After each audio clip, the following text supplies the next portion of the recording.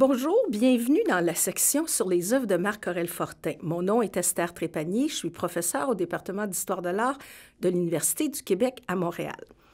Vous avez devant vous une sélection d'œuvres de Fortin qui a, à de très nombreuses reprises, peint le quartier d'Hochelaga et la ville de Montréal. Je sais qu'on est habitué d'associer Fortin à ses paysages aux grands arbres, vous en avez un exemple. Mais vous savez, l'été, certes, il peignait la campagne, mais il habitait Montréal et durant de nombreuses années, il a peint la ville. Cependant, il a peint la ville de manière très particulière. Et vous comprendrez aussi pourquoi Hochelaga est un point de prédilection pour ce peintre. Contrairement à son collègue Adrien Hébert, dont vous pouvez voir des œuvres au Musée des Beaux-Arts de Montréal, Fortin ne va jamais peindre la ville de l'intérieur. Ce n'est pas un artiste dans la ville moderne. Il peint la ville moderne. Regardez, on voit le port, on voit le pont du Havre en construction, on voit les navires, on voit les élévateurs à grains, les fils électriques. Cependant, le point de vue d'où l'artiste se situe est toujours extérieur à la ville.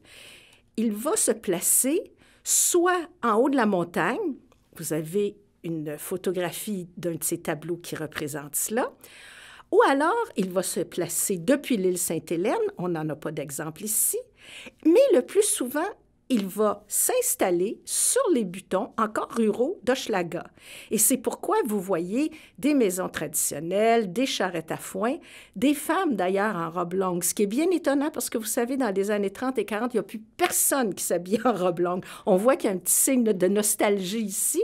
Donc, des signes qui connotent un univers rural. Des charrettes à foin. Il ne faut pas s'étonner. Il y avait beaucoup de culture dans les abords de la ville, donc dans le coin d'Hochelaga, et notamment celle du foin. Pourquoi? Parce que dans le port de Montréal, il y avait des chevaux encore qui tiraient notamment les charbonnages qui étaient déchargés depuis les bateaux. Donc, il faut bien nourrir ces chevaux-là, d'où la culture du foin. Ce qui est extrêmement intéressant aussi, dans tous les tableaux que vous pourrez regarder, sauf une ou deux exceptions sur lesquelles je reviendrai tout à l'heure, c'est que Fortin donne toujours la prédilection aux éléments naturels. Des grosses boules, les grands arbres, les boules des nuages, les boules même de la fumée dans le port, les butons en triangle et les nuages en triangle qui se répondent à l'avant-plan, à l'arrière-plan. Bref, la nature encercle la ville. La nature coince à peu près la ville moderne, alors qu'on sait très bien tous que la ville moderne est en train d'exclure la nature de ses murs.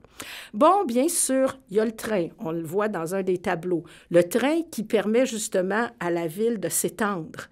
Mais Fortin va toujours tenter de représenter la ville dominée en quelque sorte, malgré la présence de l'église de la Nativité de la Vierge, malgré la présence des élévateurs à grains, Fortin tente toujours de montrer une domination en quelque sorte des éléments naturels. Il y a même un petit clin d'œil amusant dans un tableau qui représente l'approche de l'orage sur Hochelaga, où là, vous avez l'orage. On sait que c'est un élément un élément naturel qui déchaîne les foudres du ciel. Et vous avez, à la gauche du tableau, un petit bonhomme qui fuit, qui court. C'est d'ailleurs un tableau, je vous invite à aller le voir au Musée des Beaux-Arts de Montréal, vous le remarquerez avec plus de bonheur encore, qui fuit l'orage, mais peut-être aussi fuit-il le développement urbain puisqu'il s'en va dans les terres. Donc, c'est une série extrêmement intéressante. Maintenant, j'attirerai peut-être votre attention sur les tableaux qui représentent le port de Montréal, qui, bien sûr, dans les années 30, 40, ont été intitulé Pont Jacques-Cartier. Mais il faut voir que ce que Fortin nous donne à voir ici, c'est la construction du pont qui, à l'époque, s'appelle le Pont du Havre et qui va garder ce nom-là jusqu'en 1934, au moment de l'anniversaire de Montréal, où il va être rebaptisé Pont Jacques-Cartier. Enfin, une curiosité, en tout cas une curiosité pour moi, qui connaît bien Fortin et ses représentations du port et de la ville. Un tableau qui est aussi au Musée des Beaux-Arts, un tableau dont je dirais qu'avant toute chose, il est rouge, gris, blanc et noir, avec des taches de couleurs étonnantes, et qui est un rare tableau où Fortin se pose véritablement tout près des bateaux, près de l'intérieur du port.